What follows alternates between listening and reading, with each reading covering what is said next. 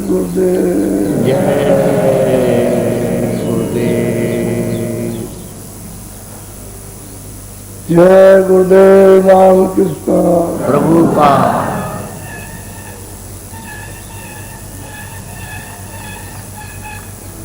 जय गुरुदेव रामकृष्ण प्रभु का।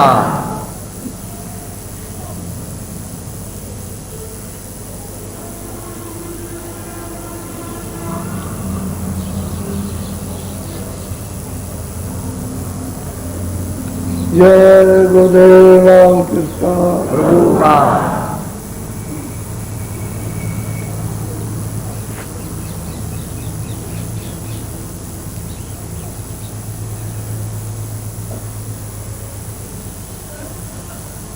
जो प्रेमी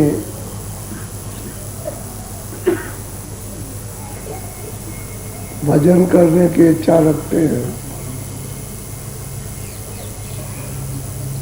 उनको सादा भोजन घर में भी करना चाहिए। बाहर भी करो और घर में भी सादा करो, उससे इंद्रियां संसार की तरफ से शिथिल रहेंगी और काम, क्रोध, लोभ और मोह ये आपको विशेष तंग नहीं करेंगे। और मन भी ज्यादा, जब इंद्रियां शिथिल रहेंगी तो मन भी नहीं भगेगा, तो मन भजन में लगेगा, लग जाएगा।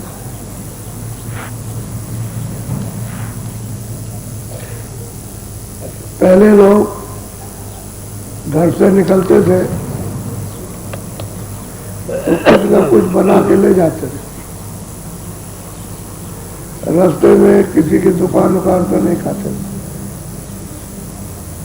तो जो 2-4 दिन का कहीं आना जाना तो उतना सामान उस तरह का रख लिया कि अपना काम में ले लिया सादा और पेट भर जाए। तो सादा भोजन सबके लिए अति लाभदायक, और तरह तरह का आप करोगे ना तो आजकल सब चीजों में मिलावट, कोई चीज शुद्ध नहीं है, तो उससे पेट खराब हो जाएगा, फिर बेकार पैदा हो जाते। अभी आपने सुना नहीं था कि बहुत से लोग मरने लगे तो तेल में मिलावट हो गई। तो पहले जो खेती का काम करते हैं तो ये सब चीजें अपनी जुगाड़ से घर में रखते थे और काम में लेते थे।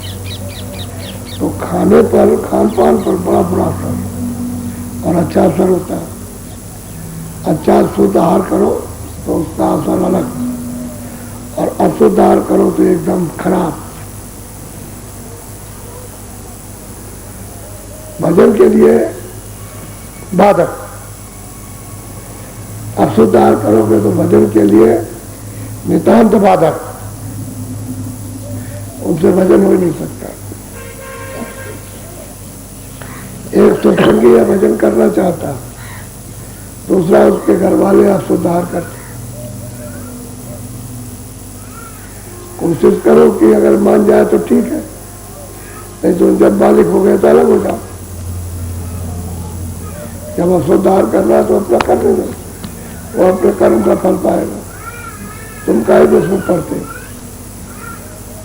अपना कर्म करो, जो भी काम करते हो अपना अलग होकर करो, तो वहां भी आपको शरीर चलाने के लिए साधन मिल जाएगा। इसलिए उसमें परे नहीं रहना, वो असर खराब होता है।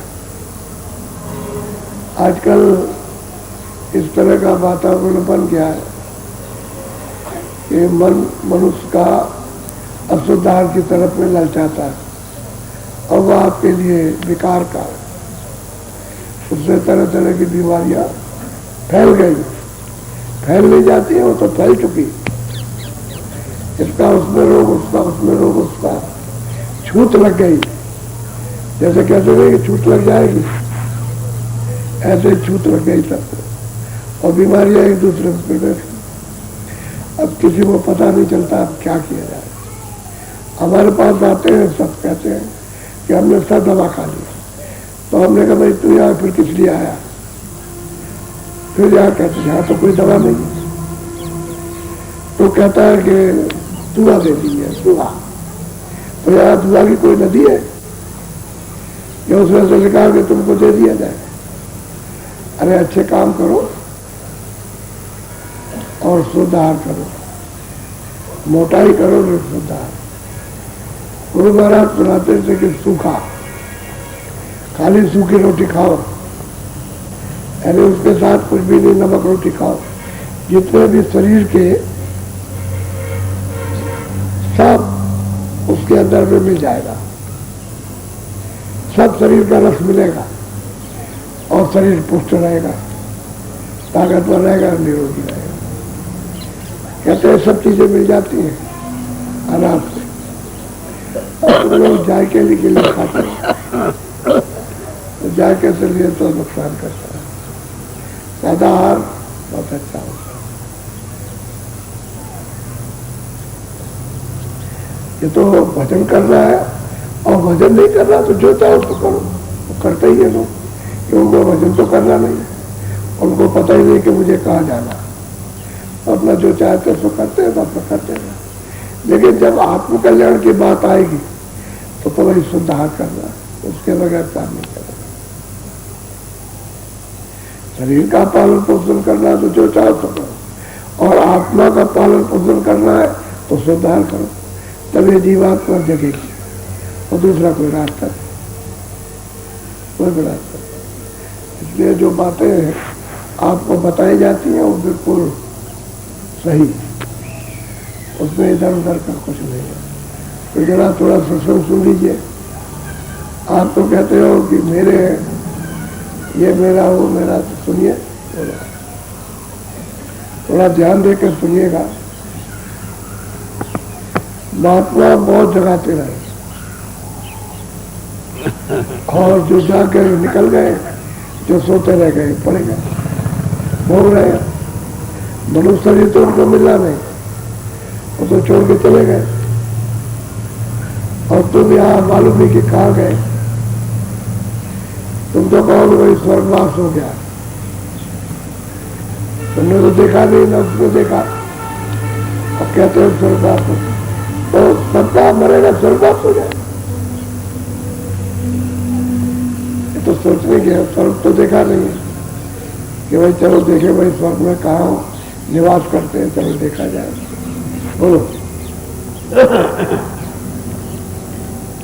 दोने से सूरती भाई न्यारी रे, मन से बांधी करे यारी। अब महापुरुष समझाते हैं कि देख भाई, इन्हें सूरत धुन से, शब्द से, नाम से आनंद होता है।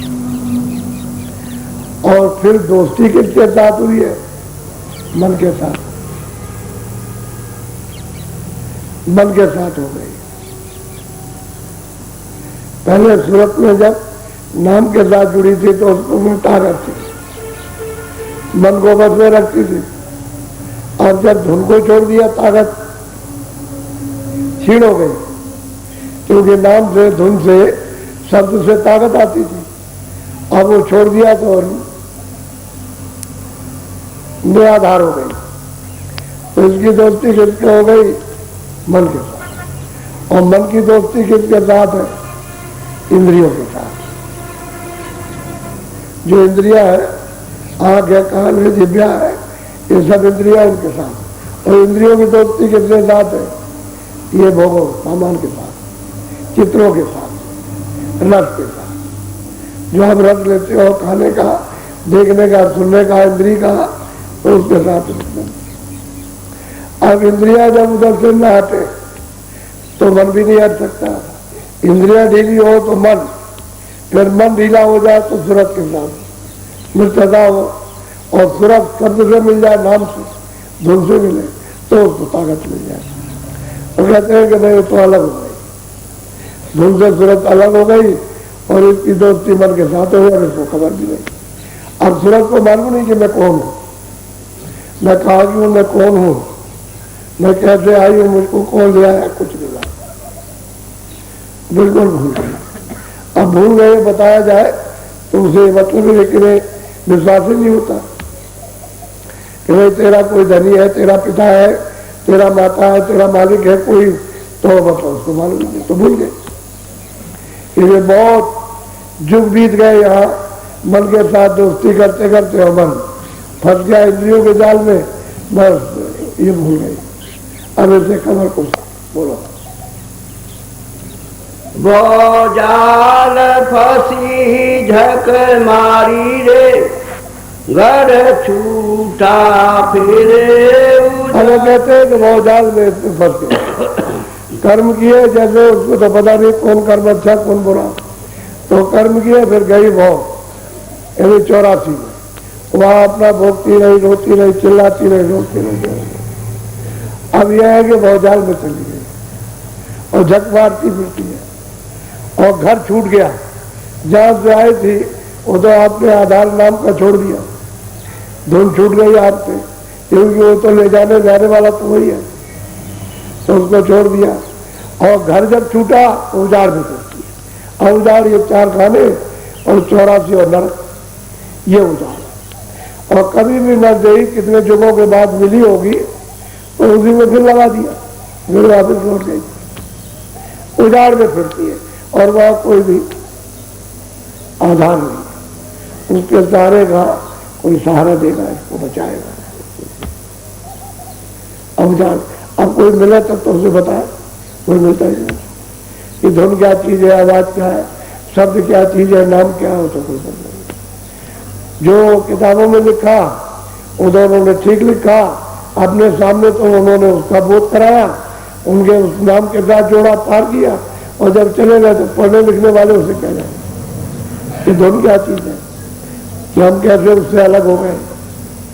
हमने अपनी शक्ति को, अपने होश को, अपने ज्ञान को, अपने प्रेम और आनंद को कैसे छुड़ा, वो अब कुछ नहीं। घर भूल गई और मालिक को भूल गई और नाम भूल गई, उजाड़ में बोलो। गुरु ज्ञान नहीं चित्तधारी रे, विष भोगे विषय। कहते हैं कि भाई गुरु का जो रास्ता था नाम से जोड़ने का, वो कभी कभी मतलब पहले तो आते नहीं थे। अब ये 700 वर्ष के अंदर जब महात्मा अपने घर से आए, जहाँ से हम सब लोग आए हुए, तो उन्होंने आकर के जीवों को चिताया, उन्होंने जीवों में ध्यान दिया, उनको नाम के साथ निचोड़ा, चढ़ा के ले गए, घर पहुंचाया, बताया देखो ये तुम्हारा घर है, और ये तो सब परदेश में तुम फंसे हुए थे, घर भी छूट गया था, आधार भी छूट गया, मारे मारे फिरते थे, तब हमको ये ज्ञान हुआ। तो 700 वर्ष के अंदर महात्मा आए अपने घर से, उन्होंने आकर के संदेश दिया। पहले तो कोई आया नहीं था, पहले तो जितने भी आए वो सब यहाँ भूलते चले गए, रास्ता बंद हो गया, कोई बताने वाला मिला नहीं, ये घर का रास्ता क्या है, बस रह गए वैसे। किताबें जो आए वो तो नीचे कोई थोड़ा और ऊपर, थोड़ा सा ऊपर, बस वो लिख करके चले गए, बताया तो कुछ नहीं। अब किताबों में लिखा वो किसी को समझे नहीं आता, करने वाले मिले नहीं। तो कहते हैं भाई वो महापुरुष जब नहीं मिले तो लगता कौन बताए। अब वो कहते हैं जब आए तो इनको जगाते, तो ये चेतते ही नहीं, जो बात कहते हुए चित्त में रखते ही नहीं, उसको उड़ा देते। तो घर तो छूट ही गया, आधार भी छूट गया, तो मारे फिरेगा बहुत सारा। अब खोज करते हैं आप महात्माओं की, और वो बताते हैं कि भाई तुमको ये गर्दई मिली है, किराए का मकान है, तुम इसको किसी तरह से अपनी बार सफल कर लो, काम में ले लो अपनी जीवात्मा के लिए। ये तो काम में लेते हो भोगों के लिए, अपनी कामना को पूरा करने के लिए, ये मोह ममता के लिए काम में लेते हो, तो ये तो तुम्हारा काम नहीं है। अरे जीवात्मा को घर पे पहुंचाने के लिए काम ले लो, वो असली तुम्हारा काम है। तो उसका तो काम किया नहीं, और बस ये काम करते हैं, विषय विकारों में फंसते आते, ये काम करते हैं। अब कोई कहता है कि भाई चलो वहाँ थोड़ा सा चले चलो, कुछ समझ लो, कुछ मतलब प्राप्त कर लो, कुछ दिया जा रहा, तो कहते हैं हमको जरूरत नहीं, तो भूले हुए चेतते ही नहीं, जागते ही नहीं। अब कोई जगेगा तो जिसकी प्रारब्ध साथ देगी और जिसके उम्र में कृपा हो जाएगी वो तो थोड़ा जाग जाएगा, होश में आ जाएगा, बाकी तो सब भूले हुए बोला। सिर भार उठावत भारी रे जमदंड सहे।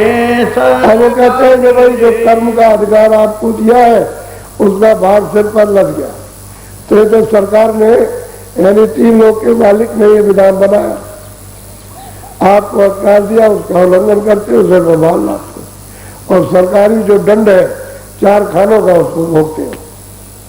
उन्होंने कहा देखो ये जो तुम कर रहे हो सजा मिलेगी, मैं कारागार में बंद करूंगा, सख्त दंड दूंगा, सजा दूंगा तुमको। तो उसमें तो सरकारी होता है तो किसी को छोड़ता नहीं, जिसने नियम बनाया आप उसका उल्लंघन करते हो तो सरकारी है, और कर्मों का भार आप लाद रहे हो, आप ना करते हो अपना लादते हो, और वो दंड देता, सजा देता, उसके यहाँ माफी नहीं है। कोई आदमी कहे कि भाई जिसने नियम बनाया वो माफ कर देगा, जिसने अधिकार दिया वो नहीं माफ करेगा, तो कहते हैं भाई तुम क्यों करते हो, अपनी इच्छा, अपनी कामना, अपने स्वार्थ, अपने मतलब, अपने उसके लिए करते हो, हमने तो नहीं कहा कि करना, न हमने न कहा न हमने कहा करो, वो दोनों में किसी में शामिल नहीं है। आप अपनी इच्छा है, अपना अपना करो, अपना अपना भोगो, तो सरकारी है आदेश, उसका तो दंड आपको मिलेगा। तो कहते हैं भाई जन का फिर दंड सहते हो, रोते चिल्लाते हो, कौन सुनता है? अरे ये जब 84 में पशु पंछी में जो पड़े रो रहे चिल्ला रहे, कौन सुनने वाला? और कब इनका छुटकारा होगा? कल के कल बीत जाते हैं, कितने युग बीत जाते हैं, तब भी उनको 84 छूट करके मनुष्य शरीर में आने का मौका नहीं मिलता, और अब मौका मिल गया तो तुम फिर उसी में लगेंगे। तो इस नजदीक से कुछ काम करो, ये तो सरकारी अधिकार है, और क्या वो तो आपको सजा देगा और नहीं छोड़ेगा। वो तो संत ही माफा माफ करते हैं, दूसरा कोई माफ करने का किसी के पास अधिकार ही नहीं है, वो तो भोगने का है, तो जो करोगे वो आप भोगोगे। अच्छा करो तो अच्छा, बुरा करो तो बुरा। संत महात्मा दोनों को रफा दफा कर देते हैं, वो ना पुण्य को रहने देंगे ना पाप को रहने, तभी तो जीव छुटकारा पाएगा और घर में जाएगा। ऐसे कैसे जा सकता है? वो मिलते नहीं है कि आपको मैंने वो रास्ता बताए और स्वर्गों को नाम से जोड़े और उतारे बाहर, वो मिलेंगे नहीं, और आप उनके पास जाते नहीं हो, और जाते भी हो तो बस वही पुरानी लकीर के फकीर जो कर रहे थे वही करते रह गए, और कहते हो कि हम तो वह जाते हैं, कुछ वही क्रिया करते हो जो कर रहे थे, और वो सब क्रिया झूठी है, धोखा है फंसने का, उसमें रास्ता नहीं है, रास्ता छोड़ करके कर रहे हो, तो जो कर रहे हो उसका फल मिल जाएगा, उसका आराम मिल जाएगा आपको, और उसमें कितना बुरा बनेगा वो तो आपको मालूम है, वो जानते नहीं। बोलो। दुख विपता बहुत सहारी रे, अब साथे गोरो कहत पुकार। कहते हैं तुमको इतनी दुख विपता है, तुमको 84 में नरकों में मिली, इतने दिनों के बाद आए तो अब तो कम से कम सुन लो, अब चित्त से चेत करके और जो कहे उसको सुनो और मानो, और थोड़ा सा आप अपनी सूरत और मन को नाम के साथ, धुन के साथ जोड़ दो। धुन तो आ रही है, अब तो लोग सुनाने लगे, या धुन आ रही है तो देखने भी लगे, और कुछ पढ़ा लिखा नहीं है एक अक्षर भी, लेकिन ऐसी बात कहेगा जो पढ़े लिखे नहीं कर सकते। अब लोगों को होने लगा, करोगे तो होगा, और नहीं करोगे तो कैसे? जब दरवाजे पर बैठ करके करोगे, ये मत देखो कि कोई काला सांवला है, कोई टेढ़ा मेढ़ा है, कोई क्रूर है, या कोई निर्धन है, भी कुछ नहीं, वो तो अंदर का रास्ता ही सबके लिए। वहाँ सांवला और गोरा काला पढ़ा लिखा उससे कुछ मतलब नहीं, वो तो घाट पर बैठे और कोई भी हो जा सकता है उसको किसी को भी ये ज्ञान प्राप्त हो सकता है, कोई भी जाए, कोई भी तुमसे जुड़ जाए और चल जाए अपने घर की तरफ। तो अब ये सुनाने लगे। अब कितनी खुशी होती है जब तुम अपने साधन के बारे में कि मैं ये मतलब मैं बैठ के करता हूँ, ये देखता हूँ, ये सुनता हूँ, तो कितनी खुशी होती है। वही तो माल कमा के रखना चाहिए। अगर संसार मांगते आकर, तो जो नहीं समझते हैं वो रोते गाते, ये दे दीजिए, वो दे दीजिए, वो दे दीजिए। संसार मांगते हैं, लड़का दो, लड़की दो, धन दे दो, काम दे दो, नौकरी दे दो, खेती दे दो, दुकान ये दे दो, वो दे दो, होती है। ये बीमारी वो बीमारी दूर करो, बच्चा बच्ची को इसको दूर, तो यही होता है। जो कहते हैं अरे भजन कर ले, तो वो भी तो कुछ करना चाहिए। ये वो कुछ नहीं, उसके लिए कुछ नहीं, भजन के लिए। और ये वो तो तुम इतना सब उगता ही रहा, वो ऐसे नहीं जाएगी, भजन करने से जाएगा। आफत मुसीबत रोग दो 84 नरक कटेंगे, तो भजन करने से कटेंगे, इससे नहीं जाएगा। इस चीजों से नहीं आपको जा सकता, तकलीफ नहीं जाएगी, इसी में फंसा रहता है। तो वो चीज मांगो जिससे सब फल मिल जाए। वो क्यों नहीं मांगते हो कि घाट पे बैठ जाए, कुछ दया कीजिए, मेहनत करते हैं तो मतलब है उससे सब फल मिले, सुख भी मिल जाए, शांति मिल जाए, आराम भी मिल जाए, सब कुछ मिल जाए उसको। और संतोष मिल गया, आपको सब्र मिला, सबसे बड़ा धन मिल गया। सब्र मामूली चीज है, संतोष सब्र मिलता है, सबसे बड़ी दौलत मिल गई। ठीक है, मालिक ने जो दिया बहुत दिया, बड़ी दया उसकी, ये छोटी बात नहीं है, बहुत बड़ी चीज है। लेकिन नहीं संसार और बात का, तो वो आपको सत्संग के बचनों को तो आप याद नहीं करते, उसकी महिमा तो समझते नहीं, बस ये घसीट करके बात बोलो।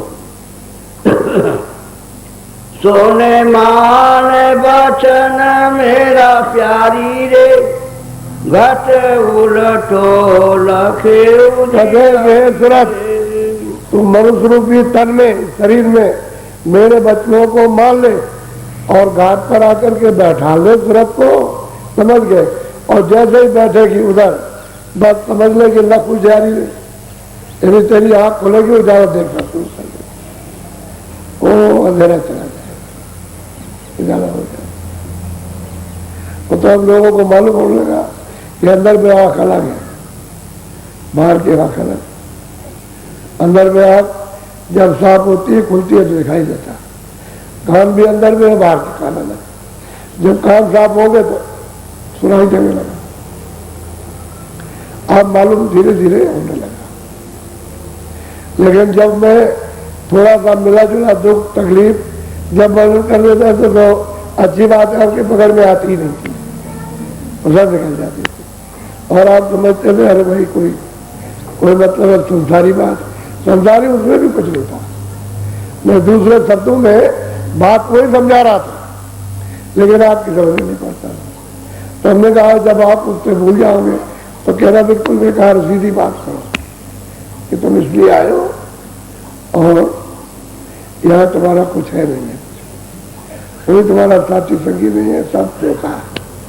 ये सब उसने कर्म अनुसार छाया दे दी है, और छाया को अपना मानते रहो, कल गायब हो जाएगी, पर रोते रहो। मेरा लड़का आ जाए, लड़की आ जाए, या कौन आने वाला जो चला गया, जिनका ये नाम हुआ वो कभी लौट कर भी मिलता गया, वो छाया के लिए रोते रहे। इसी से तो मोह ममता की, आत्मा के लिए थोड़ी, जरूरत के लिए थोड़ी मोह ममता की कि जरूरत का कल्याण हो जाए, तुरंत अपने घर में पहुंच जाए और मेरा भी कल्याण कर दे। ये तो कोई कि जा बच्चा तू अपना भक्ति भाव करो और तेरा जीवन पार हो जाएगा, तो मेरा भी कल्याण कर ले, तो कोई होता जो इस तरह से अपने बच्चों को शिक्षा देता है। इधर की तो सब मोह ममता है। वो कहते हैं कि भाई घाट पर बैठ जाओ और फिर मन को साथ ले लो, इतना ही तो है काम। जब तुम घाट पर बैठो देखने सुनने के लिए मन न भगे, इतना तुम्हारा थोड़ा जोर चलना चाहिए रोकथाम का। कहते हम उधर नहीं दौड़ाएंगे या बैठाएंगे, अब जो कुछ भी होगा या बैठ जाओ। तो थोड़े में बैठने लगे तो काम शुरू हो जाए, तो मन को भी रस मिलने लगे और फुरत भी जानने लगे, वो अपनी चीज देखने लगे, आधार पकड़ने लगे, काम जल्दी पकड़े। बड़ा प्यार से समझाते, सुरतों को ऐसा नहीं थी, बहुत प्यार से। बोलो। सतारस पियो या पारी रे, चढ़े खोलो गगन। कहते हैं क्या सूरत, जब तू धुन को पकड़ेगी तो सब डालो। उस शब्द में रस कौन सा अमृत है। घाट पर अमृत मिलता है, उधर कई अमृत नहीं।